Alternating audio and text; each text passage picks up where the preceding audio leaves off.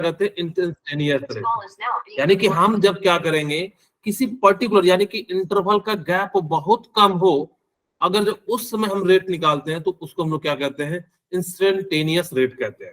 ठीक है। अच्छा, जैसे मैं मान लो कि डेल्टा टी की वैल्यू लगभग लगभग नियरली 0 होगा। आप कहोगे सर डेल्टा टी का मतलब क्या है? जैसे मैं समझाने के लिए आपको पहले बताता हूँ। यहाँ पे अगर जो नियरली 0 होगा तो हम लोग क्या करेंगे, जैसे सपोज करो कि मान लो कि कोई रिएक्शन है, वो इनिशियल में उसको 10 मिनट लगते हैं पूरे कंप्लीट होने में, ये तो काफी ज्यादा मेजरेबल है कि नहीं है? लेकिन मैं कहूं कि अब दूसरा रिएक्शन है वो कितने में लग रहा है, 10⁻⁻6 सेकेंड में, तो इसका देखो डेल्टा टी यानी कि जो डिफरेंस है वो कितना हो जाएगा, नियरली 0 हो जाएगा। बोलिए ये बात समझ में आ रही है कि नहीं? मैं जो समझाना चाह रहा हूं यानी कि जब आपके पास क्या हो कि इंटरवल का गैप बहुत कम हो टाइम का, तो उस समय जो है डेल्टा टी की वैल्यू 0 हो जाएगी, इसको मैं नियरली 0 मान सकता हूं। तो उन्होंने कहा कि भाई नियरली 0 होगा तो आप एक काम कीजिए, इसको आप क्या करो कि डेल्टा टी लिख दो। यानी कि इसको हमने क्या कर दिया, यानी कि जो है डेल्टा टी लिख दिया। नियरली जब 0 होगा यानी कि डेल्टा टी इक्वल टू हम क्या यूज करेंगे, d t equal to nearly 0। 0 नहीं होता ये याद रखिएगा, नियरली 0 होता है, इसका मतलब होता है कि उसकी जो वैल्यू होगी वो एकदम बिल्कुल 0 के करीब होगी, वो 0 नहीं होगी। तो इस चीज को याद रखिएगा, यानी कि इस प्रकार से ये हो गया। मैं अच्छा एक बात पूछूं, मेरे को बताइएगा, मैं ये ग्राफ ले रहा हूं, ठीक है, मैंने ये ग्राफ लिया, इधर साइड मैंने रिएक्टेंट लिया। अच्छा पहले मैं प्रोडक्ट ले लेता हूं, यहाँ पे मैंने जो है प्रोडक्ट लिया। मुझे बताओ समय के साथ प्रोडक्ट इंक्रीज होगा या डिक्रीज होगा? इंक्रीज होगा। इंक्रीज होगा। इंक्रीज होगा, इंक्रीज। यानी कि समय के साथ हमारा क्या हो जाएगा, प्रोडक्ट जो है इंक्रीज होगा।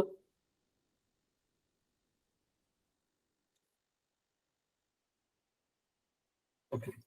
यानी कि कुछ ग्राफ ऐसा बनना चाहिए कि जो समय के साथ क्या होना चाहिए, रिएक्टेंट घटना चाहिए और प्रोडक्ट बनना चाहिए, बढ़ना चाहिए। देखिए बढ़ रहा है धीरे धीरे धीरे, यानी कि जो है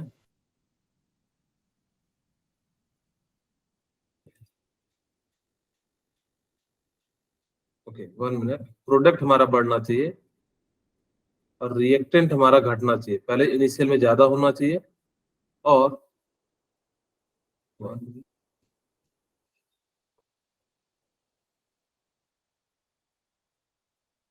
ठीक है, कुछ इस प्रकार से ग्राफ होगा। देखिए इनिशियल में रिएक्टेंट ज्यादा है,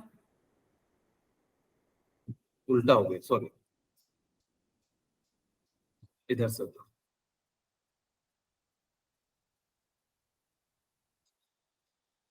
ठीक है।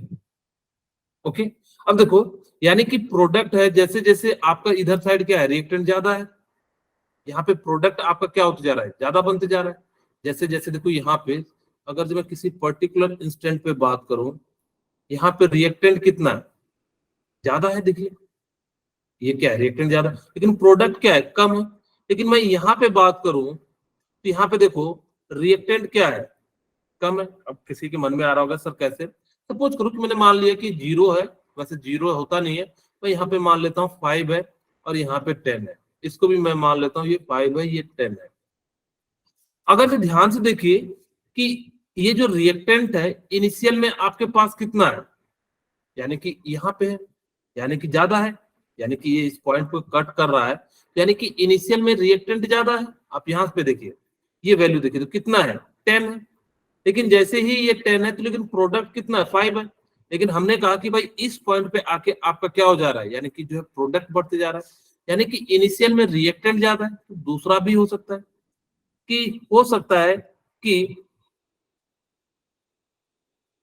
अब हमारे पास यहाँ पे प्रोडक्ट है और यहाँ पे रिएक्टेंट है, प्रोडक्ट कम बन रहा हो, यानी कि पहले प्रोडक्ट ज्यादा हो और हमारे पास अब क्या बन रहा हो, रिएक्टेंट ज्यादा बन रहा हो। ठीक है, यहाँ पे देखिए अगर मैं यहाँ पे दिखाऊं तो ये प्रोडक्ट है और यहाँ पे रिएक्टेंट कम है। लेकिन पर्टिकुलरली मैं यहाँ पे बात करूं तो यहाँ पे इसका प्रोडक्ट क्या है, ज्यादा है और ये रिएक्टेंट क्या है, यहाँ पे ज्यादा है। यानी कि इस प्रकार से हम लोग क्या कर सकते हैं कि किसी का भी हम लोग क्या कर सकते हैं, किसी इंस्टेंट पे निकाल सकते हैं। जैसे मैं आप लोगों को समझाऊं कि सपोज करो कि मेरे को इसका स्लोप निकालना है, इसका मुझे क्या निकालना है, स्लोप निकालना है। अगर जब मुझे स्लोप निकालना है तो यानी कि कुछ इस प्रकार से होगा इसका, ठीक है। तो यानी कि स्लोप का फॉर्मूला आप लोगों को बताया होगा 10th में, किसके इक्वल लिखते हैं, tan थीटा के इक्वल टू के क्या हो जाएगा, y2 minus y1 divided by x2 minus x1। बोलिए यहां तक किन्हीं को कोई दिक्कत है बता दीजिए। यानी कि हम लोग स्लोप जो है वो कैसे निकालेंगे, tan थीटा या y2 माइनस y1, यहाँ पे हमने जो है प्रोडक्ट मान लिया और यहाँ पे हमने क्या मान लिया, रिएक्टेंट मान लिया। ओके, यानी कि इस प्रकार से क्या हो रहा है कि धीरे धीरे हमने जो है स्लोप निकालना सीख लिया कि अगर जब आपको क्या होगा कि हम इसकी मदद से, हम जब हमारे पास ग्राफ एग्जाम में दिया रहेगा तो हम लोग कैसे रेट ऑफ रिएक्शन निकालेंगे। इसके लिए मैं आपको एक क्वेश्चन कराता हूं तो ज्यादा आपको समझ में आएगा कि हम इस टाइप के क्वेश्चन को कैसे सॉल्व करेंगे। जैसे मान लो कि आपके पास ये एक कोई क्वेश्चन है, ठीक है, मान लो ये क्वेश्चन है। मैं इस क्वेश्चन को बनाता हूं, आपको एक क्वेश्चन समझाता हूं कि रेट ऑफ रिएक्शन निकालेंगे। ध्यान से सुनिएगा। आपके पास A plus two B equal to 2c दिया हुआ है, आपसे रेट ऑफ रिएक्शन पूछा गया है। अगर जब रेट ऑफ रिएक्शन आपको पूछा गया है, ठीक है, अगर जब मैं यहां से निकालूं रेट ऑफ रिएक्शन अपने इक्वेशन से, मेरे पास क्या होता, मैं छोटी चेंज की बात कर रहा हूं, तो d A divided by d t equal to d B divided by 2dt equal to यहाँ पे 1/2 DC और यहाँ पे माइनस का यूज कर लेंगे, ठीक है। ओके, अब देखो रेट ऑफ डिसअपीयरेंस ऑफ, यहाँ पे हम किसी तरह से अगर मेरे पास या तो रेट ऑफ डिसअपीयरेंस निकल जाए, रेट ऑफ डिसअपीयरेंस ऑफ ए के लिए मैं निकालूं तो कितना होगा, डिसअपीयरेंस का मतलब क्या है, यानी कि जो घट रहा होगा, तो क्या हो जाएगा D A divided by d T. बोलिए यहां तक किन्हीं को कोई दिक्कत है, नो सर। अगर जब मुझे हाँ ओके, किन्हीं को कुछ पूछना है। अगर मेरे को क्या करना हो, इस रिएक्शन का मेरे को रेट निकालना हो, आपके पास फॉर्मूला क्या है रेट निकालने का, यानी कि इक्वल टू tan थीटा, ठीक है। अच्छा देखो, या यहाँ पे आपके पास जो ग्राफ दिया हुआ है बी और टी का दिया हुआ है, यानी कि आपको देखो ग्राफ किस चीज का दिया हुआ है, बी और टी का, यानी कि बी क्या हो रहा होगा, अगर जब मैं कहूं रेट ऑफ बी, यानी कि rate of disappearance of B हो रहा होगा। ये समझ में आया, बी और टी दिया हो तो यानी कि धीरे धीरे बी घट रहा होगा समय के अनुसार से। अब यहाँ पे देखो, मैं अगर rate of disappearance of B लिखूं तो d B divided by d t लिखूंगा, इक्वल टू मैं स्लोप लिख सकता हूं, इक्वल टू आपके पास स्लोप निकालने के दो फॉर्मूले हैं, ठीक है। एक तो आपके पास tan थीटा है, लेकिन यहाँ पे हमें थीटा नहीं दिया हुआ है, तो हम लोग क्या करते हैं स्लोप निकालने के लिए आपके पास जो फॉर्मूला है वो क्या करेंगे कि y2 minus y1 divided by क्या हो जाएगा, बोलिए x2 माइनस x1। ओके, अब मुझे बताइए कि y2 कितना है, इस वाले को हम लोग जनरली क्या ले लेते हैं, y ले लेते हैं।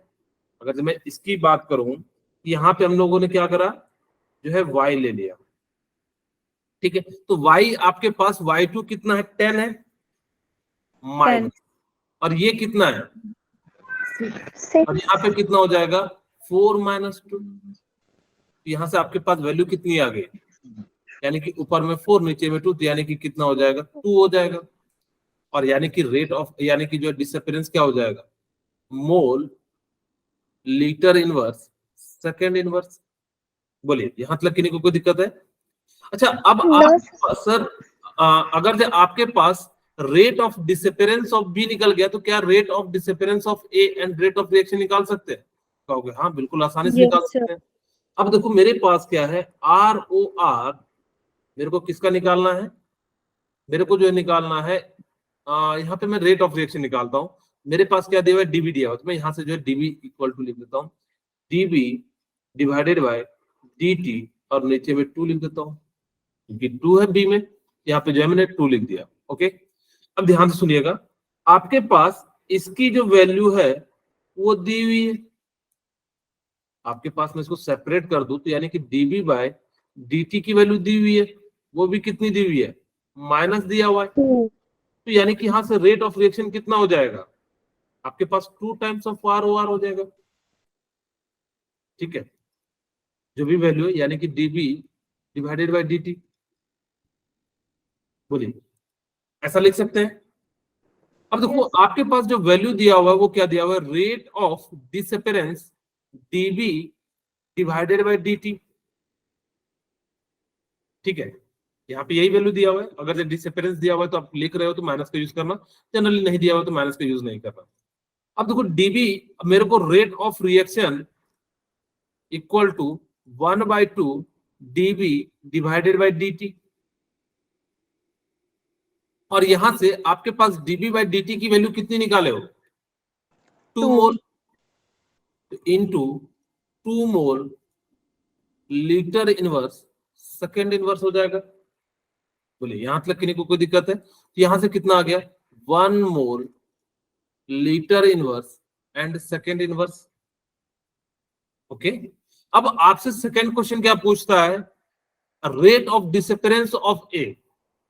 तो ROD of A equal to, मैं क्या लिखूं, आपके पास जो फॉर्मूला है क्या है, DA upon D. हाँ, DA डिवाइडेड बाय dt, और रेट ऑफ रिएक्शन ए के लिए लिखो तो यानी कि क्या लिख सकता हूं, DA बाय dt, क्योंकि इसके अंदर कोई स्टोइचियोमेट्रिक कोएफिशिएंट है नहीं, यानी कि जो पी रेट होगा वही क्या हो जाएगा, रेट ऑफ अपेरेंस होगा, क्योंकि यहाँ पे कोई चेंज नहीं हो रहा है। मैं सीधे सीधे लिख सकता हूँ DA by dt equal to कितना हो जाएगा, 1 mole litre inverse second inverse.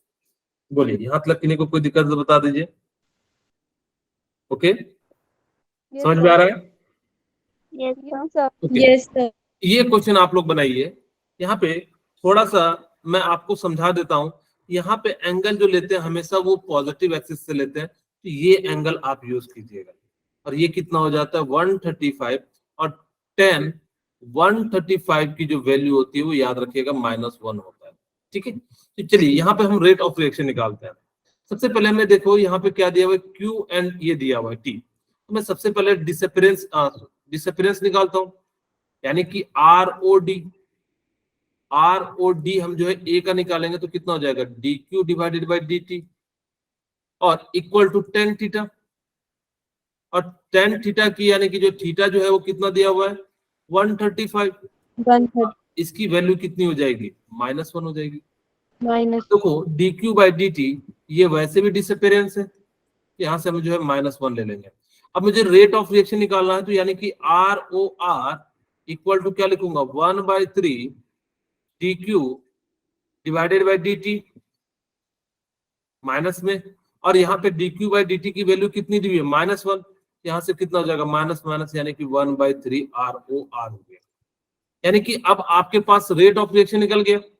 अब आपसे पूछ रहा है rate of appearance of A, तो हम जो है रेट ऑफ अपीयरेंस निकालते हैं, यही पे मैं निकाल देता हूं।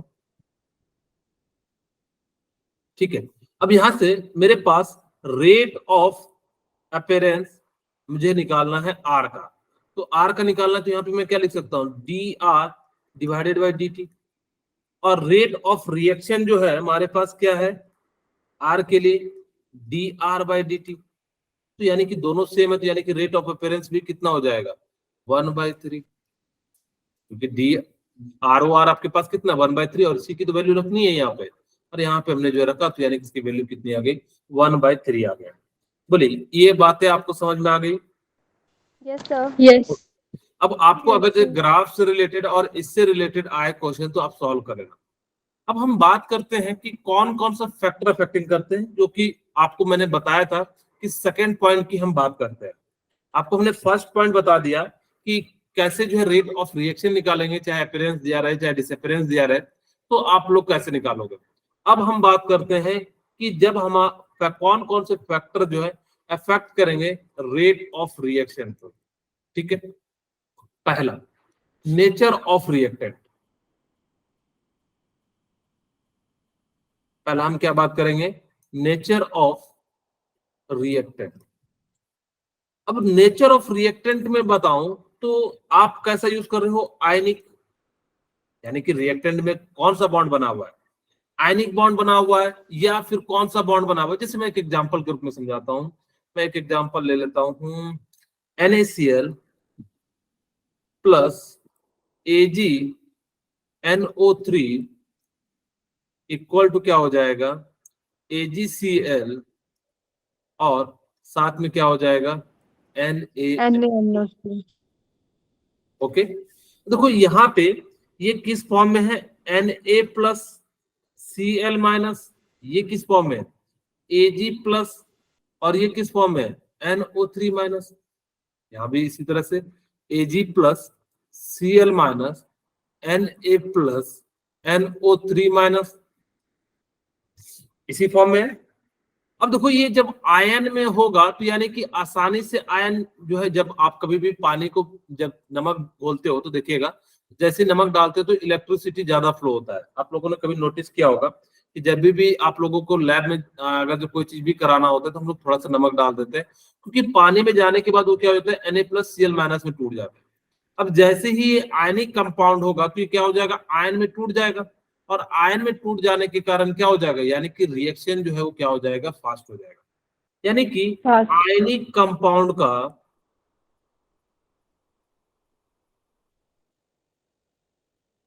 रिएक्ट फास्ट, अगर जब फास्ट होगा तो यानी कि रेट ऑफ रिएक्शन क्या हो जाएगा, हाई हो जाएगा।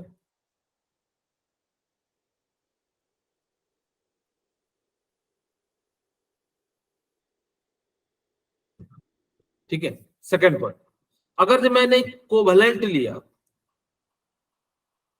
ठीक है, मैंने कैसा लिया, कोवेलेंट लिया। जैसे आपके एग्जांपल के लिए मैं जो है एमोनिया बनाता हूं, N2 और प्लस H2, और यहाँ पे जो है मैंने क्या बनाया, NH3 बना दिया। ओके, अब जैसे ही मैंने यहाँ पे इस प्रकार से बनाया तो को N में कितना बॉन्ड है, ट्रिपल बॉन्ड होता है, और H यहाँ पे H के साथ है, और N जो है इस प्रकार से ट्रिपल बॉन्ड बनाया हुआ है। ओके, अब देखो यहाँ पे ये आसानी से टूटता नहीं है, जिस कारण से कोवेलेंट बॉन्ड का जो रेट ऑफ रिएक्शन होता है वो थोड़ा सा कम होता है। ऐसा नहीं कि कम होता है, लेकिन ये क्या होता है, यानी कि जो है कम होता है।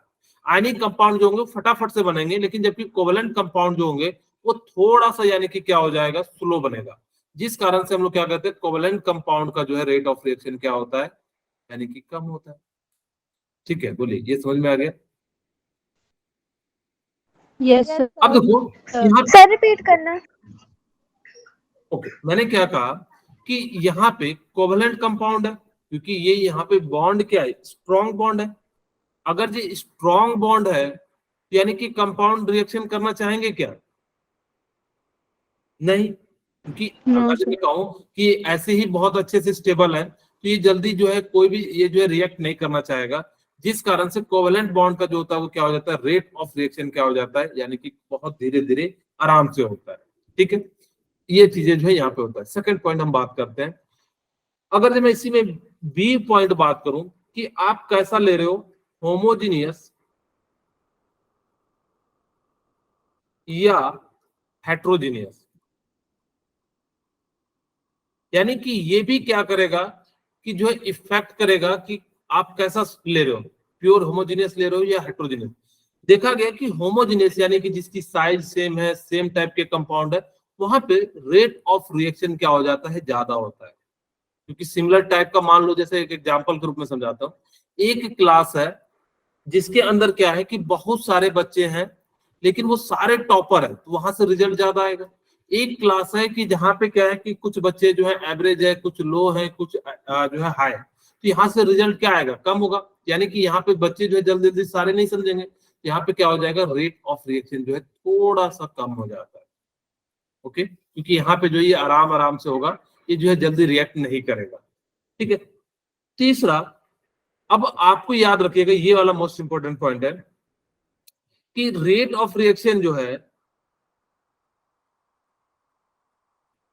डायरेक्टली प्रोपोर्शनल होता है स्टेबिलिटी ऑफ प्रोडक्ट। अब ऐसा समझो इसको कि वो रिएक्शन पहले होना चाहेगा जिसकी स्टेबिलिटी ज्यादा होगी। अब मैं समझाने के लिए आपको बताता हूं, मेरे पास दो एग्जाम है, ए और बी, ठीक है। यहाँ पे सारे मान लो स्टूडेंट है, यहाँ पे इस पूरे यूनिवर्स में स्टूडेंट है। मैंने कहा कि दो एग्जाम है आपके पास, ए और बी। ए को अगर जो आपने पास कर लिया तो आपको जो है गवर्नमेंट जॉब मिल जाएगी, ठीक है। और बी को मैंने कहा कि जब आप पास करोगे तो आपको जो है जॉब ढूंढना पड़ेगा, सर्च करना पड़ेगा। तो बताओ कि स्टूडेंट जो है किधर की ओर जाना पसंद करेगा? ए sir, A.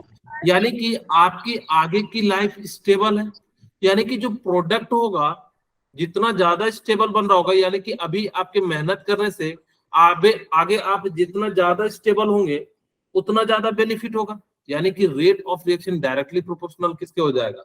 Stability of reactant का। एंड इनवर्सली प्रोपोर्शनल हो जाएगा स्टेबिलिटी ऑफ रिएक्टेंट का। यानी कि अगर आप मान लो कि किसी पेरेंट, कोई किसी बच्चे का जो पेरेंट्स है वो मान लो कि बिजनेसमैन है, उसको क्या लेना देना सरकारी नौकरी से? वो तो पहले ही उससे ज्यादा स्टेबल है कि नहीं है? यानी कि ये इनवर्सली प्रोपोर्शनल होता है। अगर स्टेबिलिटी ऑफ रिएक्टेंट ज्यादा होगी तो रेट ऑफ रिएक्शन क्या होगी? यानी कि कम हो जाएगी, यानी कि वो फटाफट से जो है यानी कि नहीं होगा। तो ये जो है आपका नेचर ऑफ रिएक्टेंट पे जो है डिपेंड करता है कि किन किन बातों पे डिपेंड करता है। तो आपको याद रखना है कि वो आप कैसा कंपाउंड ले रहे हो, आयनिक ले रहे हो या कोवेलेंट ले रहे हो, होमोजेनियस ले रहे हो या हेट्रोजेनियस ले रहे हो, या आपका जो है रेट ऑफ रिएक्शन जो है स्टेबल प्रोडक्ट बन रहा है तो यानी कि फटाफट से होगा। और अगर जब मान लो कि स्टेबल कंपाउंड यानी कि रिएक्टेंट अच्छा स्टेबल है तो वो भी जो है कंपाउंड जो है रिएक्शन नहीं करना चाहेगा। बोलिए, यहां तक समझ में आ गया? ठीक है। दूसरा पॉइंट Yes, sir. बताता हूं, फिजिकल स्टेट।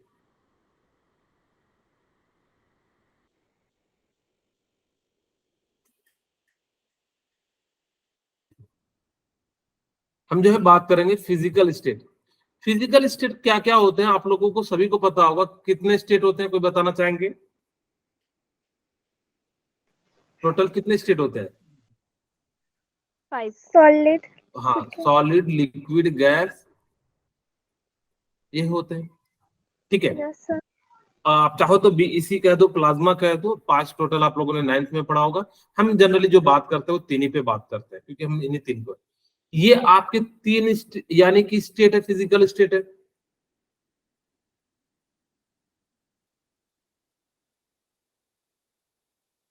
ये क्या है? आपके पास तीन फिजिकल स्टेट है, ओके। अब ध्यान से सुनिएगा, मुझे बताइए कि सबसे ज्यादा जो एनर्जी होगी वो किसकी होगी? Solid. सॉलिड की सबसे ज्यादा एनर्जी होगी Solid. कि गैस की? Solid की. ओके, और कोई बताना चाहेंगे? ओके, मैं समझाता हूं। मान लो कि सॉलिड को आपने एक रूम में रख दिया, यहाँ पे जो है मैंने मान लिया, और एक रूम है ये मान लो, एक में मैंने इसी टाइप का दूसरा रूम, सिमिलर रूम है, मैंने यहाँ पे जो सॉलिड को रखा, गैस को रखा, कौन मूव करेगा? गैस. गैस. यानी एनर्जी किसकी ज्यादा होगी? गैस की. गैस की, क्योंकि गैस. वो मूव कर रहा है। सॉलिड बेचारा आराम से, देखना आप लोगों को एक एग्जांपल समझाता हूँ। मान लो कि कोई बच्चा है, छोटा बच्चा, जब बीमार रहता है तो सुस्त रहता है, वो ज्यादा एकदम आराम से सोया रहता है, उसकी एनर्जी उस समय कम होती है। लेकिन जब ठीक ठाक होता है तो देखिएगा कभी इधर फांदेगा, कभी उधर जो है चढ़ जाएगा, कभी ये फेंक देगा, कभी वो तोड़ देगा। यानी कि जिसकी एनर्जी ज्यादा होगी यानी कि वही तो होगा गैस, यानी कि इधर उधर से होगा। तो यहाँ पे आप याद रखिएगा, इसकी जो एनर्जी है, इट्स, यहाँ पे मैं एक पॉइंट बना के लिख देता हूं, guys have high kinetic energy क्या सही बात है? उसकी जो एनर्जी होगी वो Yes. क्या होगी? वो बहुत ज्यादा होगी, क्योंकि वो क्या कर रहा होगा, इधर उधर जो है यानी कि रैंडम मोशन कर रहा होगा, यानी कि उसकी क्या हो जाएगी, काइनेटिक एनर्जी जो है बहुत ज्यादा होगी। अगर the kinetic energy, if energy is high, then compound is unstable.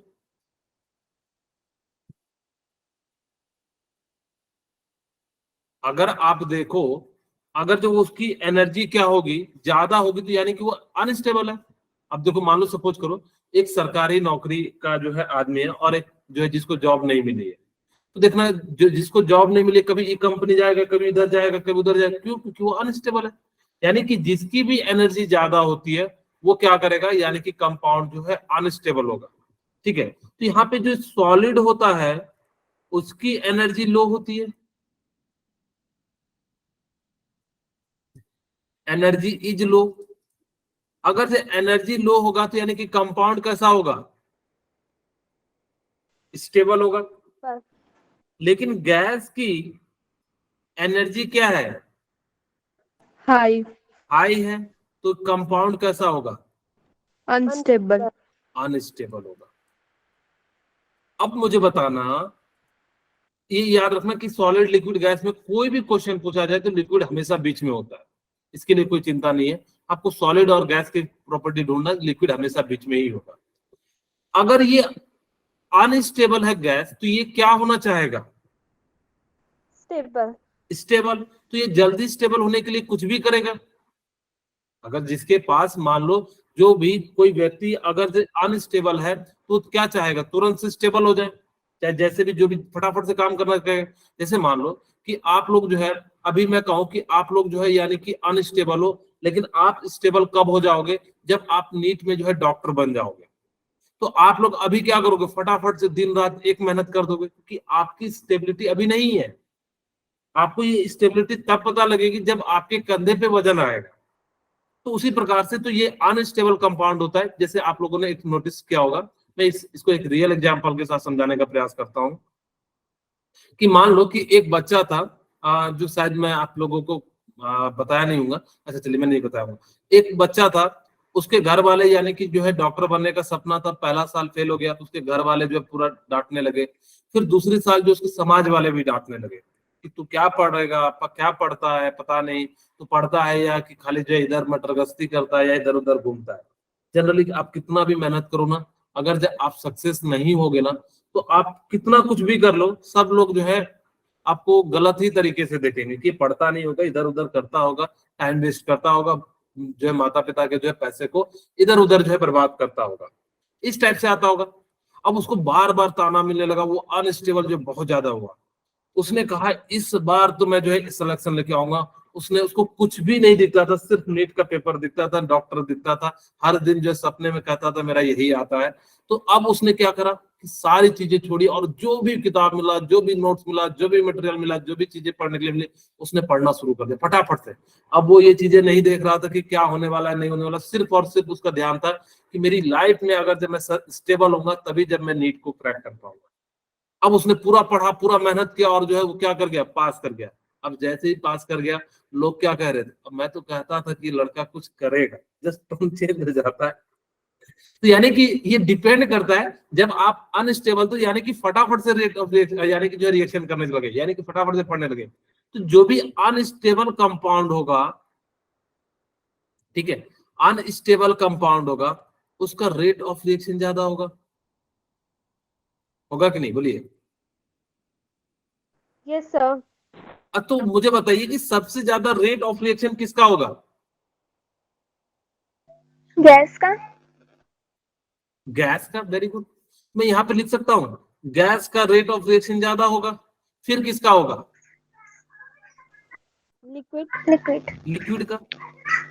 फिर किसका होगा, Solid gas. सॉलिड का।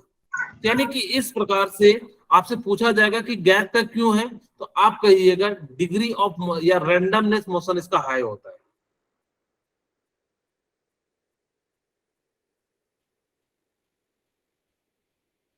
ये है। अब देखो ये पार्टिकल वैसे भी घूम रहा है, कभी इसके साथ टकराएगा, कभी उसके साथ, जैसे दूसरा मॉलिक्यूल मिलेगा तुरंत जुड़ जाएगा और जो है नया एक बॉन्ड का फॉर्मेशन कर देगा। यानी कि इसका जो सबसे जल्दी जो रिएक्ट कौन करेगा, गैस करेगा, फिर लिक्विड करेगा, फिर कौन करेगा, सॉलिड करेगा। तो आपको ये याद रखना, अगर जो आपसे पूछा जाए कि किसका रेट ऑफ रिएक्शन ज्यादा होता है तो आप लोग बता दीजिएगा कि जो है सबसे ज्यादा जो होता है गैस का होता है, फिर किसका होता है, यानी कि जो है आपका लिक्विड का हमेशा बीच में होता है लिक्विड, और लास्ट में क्या होता है, सॉलिड का होता है। बोलिए, ये बात आपको समझ में आ गई? Yes, Yes, sir. sir. तीसरे हम बात करते हैं सरफेस एरिया की। ठीक है, हम तीसरा बात करते हैं इसका सरफेस एरिया। मुझे बताना, आप लोग चाय बनाते होंगे कभी ना कभी या बनाए होंगे, ठीक है? Yes, sir. अब मैं आपको दो ऑप्शन दे रहा हूं, मैं यहाँ पे एक कप बना दे रहा हूं।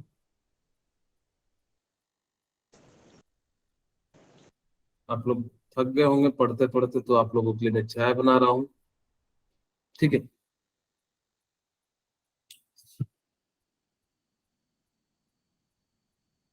ये कोई कप है, ठीक है? कप ही जैसा लग रहा है ना?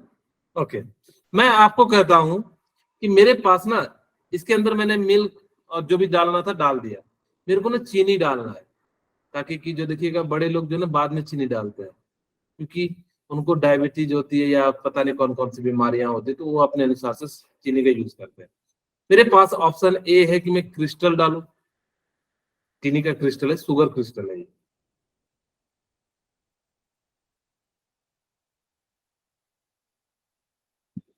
ठीक है, और दूसरा मेरे पास है पाउडर के फॉर्म में, ये बी ऑप्शन है।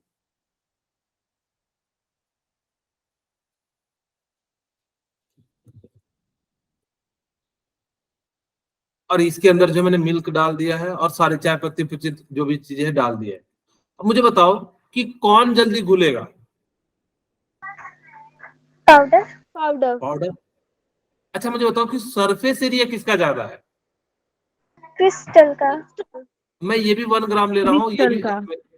यहाँ पे 10 ग्राम ले रहा हूँ, और ये भी 10 ग्राम ले रहा हूँ। अब मुझे बताओ कि किसका सरफेस एरिया ज्यादा होगा? Crystal. Crystal का. अच्छा, क्रिस्टल का ज्यादा होगा। अच्छा मान लो मेरे पास यही ऊपर वाला एक क्रिस्टल लिया, मैंने इसको तोड़ के 2 पार्ट में कर दिया। अब मुझे बताइए किसका एरिया ज्यादा है? Crystal का. नहीं, ये ए वाले का या बी वाले दो का? Part divide. यानी कि जितना छोटा छोटा होगा इसी सेम चीज का, अगर ये सेम क्वांटिटी है तो जितना छोटा है तो उतना उसका एरिया ज्यादा होगा। बोलिए, क्या ये बात समझ में आ रही है मैं क्या बताना चाह रहा हूँ? Yes, sir. Yes. हाँ, Yes. यानी कि जितना इसका सरफेस एरिया ज्यादा होगा,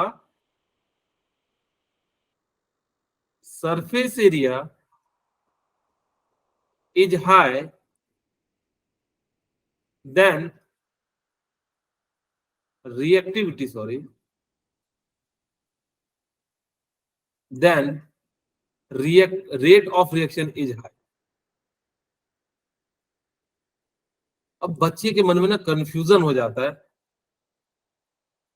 कि सर देखने में तो ये इसका एरिया ज्यादा लग रहा है, एक्चुअल में देखो इसके 10 पार्ट होंगे, अगर जो यहाँ पे 4 पार्ट है तो ये कितने पार्ट होंगे? 10 पार्ट होंगे, तो इसका एरिया बढ़ जाता है। आप लोग कभी नोटिस कीजिएगा, एक छोटे से अगर जो आप किसी चीज को काटते हो तो यानी कि ये एरिया जो है ना बढ़ जाता है, एडिशनल आ जाता है, जिस कारण से सरफेस एरिया बढ़ जाता है। वो अलग बात है, भले पार्टिकल छोटे हैं लेकिन ओवरऑल जो एरिया है सरफेस एरिया वो ज्यादा है इसका। यानी कि सरफेस एरिया जिसका ज्यादा होगा वो फटाफट से रिएक्ट करेगा। जब भी आपको रिएक्शन कराना हो तो देखिएगा, जैसे मान लो सपोज करो आप लोग अगर जब ठंडे पानी में चीनी घोलोगे तो देखिएगा उसको हम लोग क्या करते हैं, 10 मिनट जो है पानी में रख के छोड़ देते हैं। जनरली आप नोटिस कर रहे हैं ना कि हम लोग क्या करते हैं, 10 मिनट के लिए जो इसको रख के जो छोड़ देते हैं, ताकि कि वो क्या हो सके, यानी कि जो घुल जाए थोड़ी देर में। फिर उसको हम लोग जो नहीं घुलता तो उसको हम एनर्जी देते हैं, काइनेटिक एनर्जी, यानी कि स्टेर करते हैं उसको, और जैसे उसकी एनर्जी बढ़ जाती है तो फिर वो क्या हो जाता है, घूम जाता है।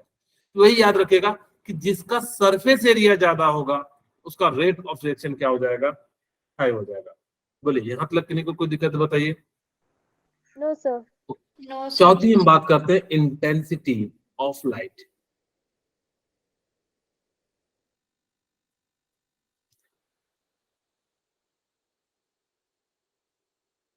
वैसे तो ये सभी जगह लाइट इफेक्ट नहीं करता है, बहुत सारे जगह पे आप देखिएगा कि आपका जो है ना ये उतना ज्यादा इफेक्ट नहीं करता है, लेकिन बहुत सारे रिएक्शन है, ये some reaction affect the light, या सम रिएक्शन, सभी के सभी रिएक्शन, क्योंकि हर प्रॉपर्टी जरूरी नहीं हर जगह लागू हो। ये मैं बता रहा हूं कि कौन कौन सा जो है रेट ऑफ रिएक्शन को अफेक्ट कर सकता है, तो हम लोग उनके बारे में पढ़ रहे हैं। मैंने कहा कि पहला तो आप लोगों को बता दिया, फिर हम लोग जब बात कर रहे हैं इंटेंसिटी ऑफ लाइट की, some reaction are affect intensity of light.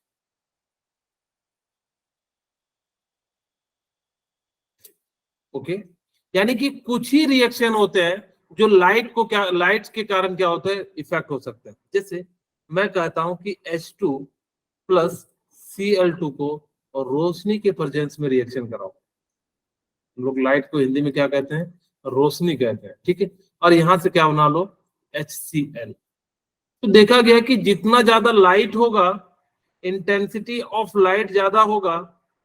Light किसका बना होता है, किस चीज का बना होता है, फोटोन का। तो फोटोन का नंबर क्या हो जाएगा, ज्यादा होगा।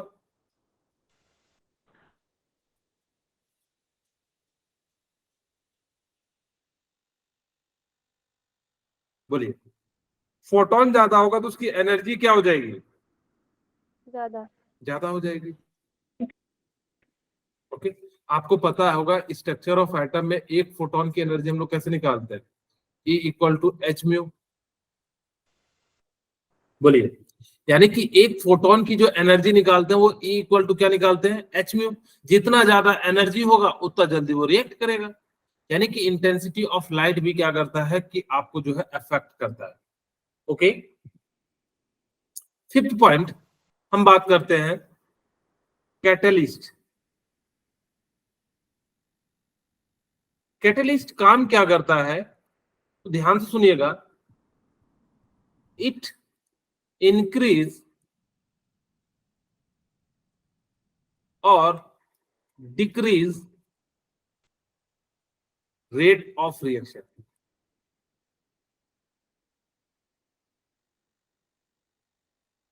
ठीक है, ये क्या करता है कि किसी भी रिएक्शन को या तो बढ़ा देगा उसके रेट को या घटा देगा, उसको हम लोग क्या करते हैं, कैटलिस्ट कहते हैं। मैं आपको एक एग्जांपल के साथ समझाता हूं। मान लो कि मेरे पास में, इसका डायग्राम भी बताऊंगा एक्टिवेशन वाली, एनर्जी वाली। मैं सपोज करो, मैंने आपको समझाने के लिए कैटलिस्ट का एक रियल एग्जांपल समझाने के लिए मैं बताता हूँ। मान लो कि ये कुआं है, कुएं के अंदर जो है ना पाइप गिर गया, ठीक है, यानी कि यहाँ पे जो क्या हो गया कि पाइप जो है गिर गया, मान लो, ठीक है। अब देखो, इसके निकालने के दो तरीके हैं, एक तो इसके अंदर जाओ और फिर निकालो, दूसरा है कि यहां से एक रस्सी के साथ जो है हुक डालो और ये पकड़ के जो है बाहर निकाल लो। कैटलिस्ट भी वही करता है कि किसी भी रिएक्शन को क्या कर देता है, फास्ट कर देता है या स्लो कर देता है। और जैसे ही फास्ट और स्लो कर देता है, तो जिस कारण से इसका रेट जो है वो क्या हो जाता है, यानी कि डिपेंड करता है आपको कैसा कैटलिस्ट यूज करना है, वो जो है रेट ऑफ रिएक्शन को इंक्रीज और डिक्रीज कर सकता है। जैसे मान लो मेरे पास पहले एक कोई रिएक्शन था, उसको ये प्रोसेस लग रहा था, यानी कि होने के लिए, ठीक है, पहले हम उसको ज्यादा एनर्जी देते हैं और फिर यहाँ पे, अब मान लो कि ये एनर्जी इतना है, जैसे मान लो कि सपोज करो कि नीट का क्रैक करने के लिए आपको यहाँ पे, सपोज करो इधर मैं एक्टिवेशन एनर्जी ले लेता हूं,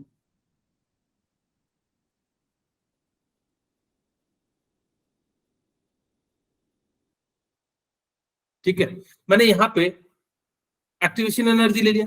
ये जो है हमारे पास क्या है, प्रोडक्ट है, सॉरी ये रिएक्टेंट है, और ये क्या है हमारे पास, प्रोडक्ट है। सपोज करो कि पहले नीट का एग्जाम को आपको पास पूरा जो है अपने से पढ़ोगे तो बहुत ज्यादा एनर्जी लगेगी, यानी कि इतनी जो है आपको एक्टिवेशन एनर्जी देनी पड़ेगी। लेकिन आपने क्या किया, किसी टीचर के पास गया, उन्होंने आपको वो मेन मेन पॉइंट बताया, जिससे आपने क्या करा कि जो है यहां से लेके इस प्रकार से बना दिया। थोड़ा सा ऊपर बना देता हूँ ताकि ये डायग्राम सही दिखे।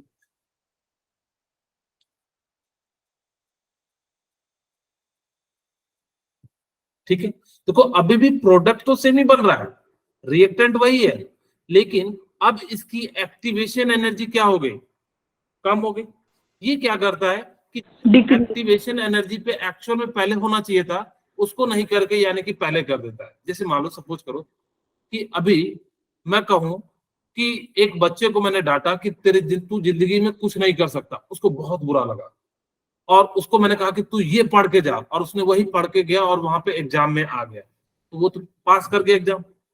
अब ये कोई नहीं देखता कि आपने ये इतना एनर्जी पूरा बुक पढ़ा या नहीं पढ़ा। जैसे आप नीट का एग्जाम दे रहे हो, आपको कोई नहीं पूछने वाला कि आपने जो पूरी केमिस्ट्री की बुक पढ़ी या फिजिक्स की या बायोलॉजी की, नहीं। लेकिन सपोज करो कि आपने जो पढ़ा और वही से आ गया, तो यानी कि आपका क्या हो गया, आपको सर ने कहा कि ये इंपॉर्टेंट पॉइंट है या इंपॉर्टेंट टॉपिक है, इसको पढ़ लो और यहाँ पे जो बना लो। सेम काम यहाँ पे भी कैटलिस्ट करता है कि उसकी एक्टिवेशन एनर्जी को क्या कर देता है, कम कर देता है, जिससे वो क्या होता है कि वो आसानी से प्रोडक्ट बना सकता है। अगर आपसे मैं कहूँ 10 घंटा पास करने पे आप नीट जाते, तो शायद बहुत कम बच्चे जो है जाते हैं। लेकिन मैं कहूँ कि 4 घंटे ये पढ़ लो डेली और आप जो है यहाँ से नीट जा सकते हो, तो इसमें जो है ज्यादातर जो है प्रोडक्ट बनने की संभावना है। ठीक है, तो इस कारण से हम लोग क्या करेंगे, इसका जो है कैटलिस्ट का यूज करते हैं। ठीक है, बोलिए क्या यहाँ तक किसी को कोई दिक्कत है, बताइए। ठीक है, अच्छा अब यहाँ पे मैं एक और पॉइंट बताता हूं कि 6 पॉइंट टेम्परेचर क्या करता है।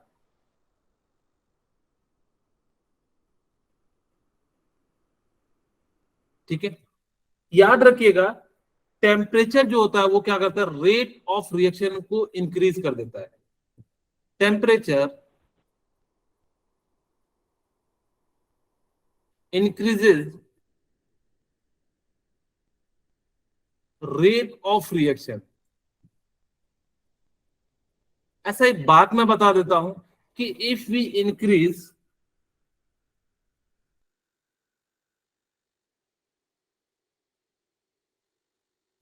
Ten degree temperature, 10 degree celsius, then rate of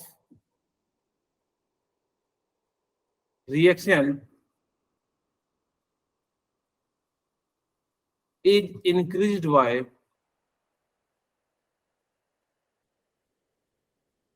2 or 3 times। अगर आपने 10 डिग्री, ये याद रखना, डायरेक्टली क्वेश्चन आपसे आगे जो है ना, इस पॉइंट को याद रखोगे तो मैं आपको एग्जांपल भी दिखाऊंगा कि कैसे हम लोग जो सीधे सीधे क्वेश्चन को बनाएंगे। ठीक है, अगर जो आपका टेम्परेचर 10 डिग्री अब इंक्रीज करते हो तो जो रेट ऑफ रिएक्शन है वो फास्ट हो जाएगा। क्यों होता है, क्योंकि आपने उसकी एनर्जी बढ़ा दी। अगर जो याद रखना, किसी भी सिस्टम की एनर्जी ज्यादा होगी वो स्टेबल होगा या अनस्टेबल होगा, अनस्टेबल। अनस्टेबल होगा। अगर अनस्टेबल होगा तो वो क्या चाहेगा, स्टेबिलिटी। स्टेबिलिटी। स्टेबिलिटी होने के लिए वो क्या करेगा, धीरे धीरे स्टेबल होना चाहेगा या फटाफट से होना चाहेगा, धीरे धीरे। धीरे धीरे। धीरे धीरे नहीं, फटाफट से होना चाहेगा। जब भी आप खुद सोचो कि आप अनस्टेबल हो, आपके जो है यानी कि मान लो सपोज करो मेरे को बहुत सारी जो है दिक्कतें हैं, हम क्या चाहेंगे, फटाफट से सारी दिक्कतें खत्म हो जाए, ये तो चाहेंगे। यानी कि जो भी कंपाउंड अनस्टेबल होगा वो क्या चाहेगा कि वो जल्दी से क्या हो जाए, स्टेबल हो जाए, फटाफट से क्या हो जाए, वो जो है स्टेबल हो जाए। तो जिस कारण से वो क्या करेगा कि फटाफट से रिएक्शन करेगा, और फटाफट से रिएक्शन करेगा तो उसका रेट ऑफ रिएक्शन क्या हो जाएगा, इंक्रीज हो जाएगा 2 और 3 टाइम्स। बोलिए ये पॉइंट समझ में आया। Yes sir. लास्ट पॉइंट में समझाता हूँ, Yes, वैसे तो sir. बहुत सारे पॉइंट है, यानी कि कंसंट्रेशन टर्म, जिसके बारे में आप लोग बात कर रहे थे। ठीक है, तो कंसंट्रेशन क्या करता है, मैं पहला पॉइंट समझाऊं। If concentration of reactant is high, यहां पे लिख लेना जनरली, यहां पे मैं लिख देता हूं क्योंकि हर बार जरूरी नहीं है जहां भीड़ हो वहीं से रिजल्ट हो। ऐसा बहुत सारी जगह होते हैं जहां कम भीड़ होते हैं वहां से भी रिजल्ट आते हैं। Generally concentration of reactant is high, then rate of reaction is high. मैं जनरली वर्ड यूज कर रहा हूं, याद रखना, ध्यान रखना, rate of reaction is high. क्यों होता है ये मैं एक एग्जांपल के साथ समझाता हूं। Rate of reaction is high, ऐसे मान लो कि मेरे पास A प्लस बी से C बना रहा हूं। शुरू में ये इसके 100 पार्टिकल है, इसके 100 पार्टिकल है, ये 0 पार्टिकल है। लेकिन जब ज्यादा पार्टिकल होंगे तो जल्दी जल्दी रिएक्ट करके ये बना रहे होंगे। लेकिन लास्ट में जब आपके पास क्या हो रहे होंगे, 10 बच रहे होंगे, ये 10 बच रहे होंगे, ये धीरे धीरे रिएक्ट करेंगे। वही कहता है generally concentration of reactant is high then rate of reaction is high. यानी कि जितना ज्यादा कंसंट्रेशन का टर्म होगा उतना ही ज्यादा ये क्या हो जाएगा, यानी कि जो है रेट ऑफ रिएक्शन हो जाएगा। ओके। दूसरा, अगर जब मैं बात करूं, ये प्रोडक्ट पे भी डिपेंड करता है। Rate of reaction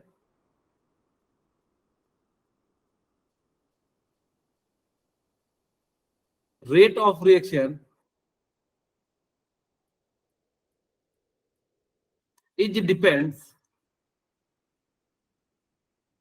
upon the product. यहां पे एक बात याद रख लीजिएगा कि जरूरी नहीं है कि हो सकता है कि जिसका कंसंट्रेशन कम हो वो भी ज्यादा फास्ट रिएक्ट कर सके, या जिसका जो है कम क्वांटिटी हो वो भी जो है रिएक्ट कर सकते हैं। डिपेंड करता है क्योंकि एक अलग अलग प्रोडक्ट के लिए अलग अलग होता है। और उसी तरह से जो है यानी कि प्रोडक्ट भी क्या करेगा, इन सब चीजों पे डिपेंड करता है। तो देखो ये सारी चीजें हैं, आप लोगों को कंसंट्रेशन पे डिपेंड करता है, टेम्परेचर पे डिपेंड करता है, nature of reactant and product पे डिपेंड करता है, कैटलिस्ट पे डिपेंड करता है। ये जो है पीएच ऑफ सॉल्यूशन पे डिपेंड करता है। पीएच सॉल्यूशन का मतलब है आप कैसा ले रहे हो। अगर जो एसिड ले रहे हो तो यानी कि उतना नहीं करेगा, लेकिन एसिड बेस ले रहे हो तो यानी कि डिपेंड करेगा, फटाफट से रिएक्ट करेगा। तो ये चीजें जो है इन सब पे डिपेंड करता है। कहते हैं जिसमें से first 4 generally affect the rate of almost all reaction while other factor are specific to some reaction only. ये सारे जो है ना सभी पे डिपेंड नहीं करते हैं। जैसे रेडिएशन, मैंने लाइट ऑफ के बारे में बताया, इंटेंसिटी ऑफ लाइट ज्यादा होगा तो रेट ऑफ रिएक्शन ज्यादा होगा। हमने आपसे ये बताया, ये बताया और ये बताया और ये बताया और ये बताया, और कौन सा बताया बताइए, नेचर ऑफ हमने जो है बात की। ठीक है, यानी कि इस प्रकार से 1 2 3 4 5 हमने तो टोटल कितनी बात की है, 7। कौन कौन सा रह गया, चलिए ठीक है, मैं आप लोगों को फटाफट से जो है इन सब चीजों के बारे में बताता हूं। एक बार we know the from the law of mass action rate is proportional to the concentration of reactant. मैंने बताया कि जितना ज्यादा यानी कि रिएक्टेंट का कंसंट्रेशन होगा उतना ज्यादा ये क्या करेगा, ये generally rate of reaction decreases with passes of time. जैसे जैसे समय के साथ बढ़ते चले जाएगा तो रिएक्शन जो है घटते चले जाएगा, क्योंकि उसका जो है क्वांटिटी क्या होते चले जाता है, कम होते चले जाता है, यानी कि कंसंट्रेशन ऑफ रिएक्टेंट क्या हो जाता है, डिक्रीज हो जाता है, जिस कारण से उसका जो है रेट घटते चले जाता है। दूसरा, टेम्परेचर पे, यानी कि आप जितना ज्यादा टेम्परेचर लोगे उतना ज्यादा वो क्या हो जाएगा, यानी कि जो है डिपेंड करेगा। फिर मैंने आपको बताया नेचर ऑफ रिएक्टेंट में 3 चीजें बताई आप लोगों को। मैंने बताया कि वो आयनिक है, कोवेलेंट है, ठीक है। फिर आपको मैंने बताया कि गैसियस स्टेट कैसा है, फिर उसके साइज के बारे में बताया। तो ये सारी चीजें जो है मैंने आप लोगों को बता दिया। तो देखो गैस स्टेट का जो है रेट ऑफ रिएक्शन क्या हो जाएगा, यानी कि ज्यादा होगा, लिक्विड का फिर से जो है सबसे आराम से होगा। Decreasing order of rate of reaction, यानी कि सबसे जो स्लो रिएक्शन करेगा वो सॉलिड करेगा, ठीक है, और सबसे जो फास्ट करेगा वो गैस करेगा। क्यों, क्योंकि जो है इसकी जो है अनस्टेबिलिटी ज्यादा होती है। फिर फिजिकल रिएक्टेंट, यानी कि जितना ज्यादा यानी कि सरफेस एरिया होगा उतना तेजी से यानी कि क्या करेगा, रेट ऑफ रिएक्शन जो है करेगा। ठीक है, एक बार ये सारे पॉइंट पढ़िएगा और इसमें जो है मैक्सिमम चीजें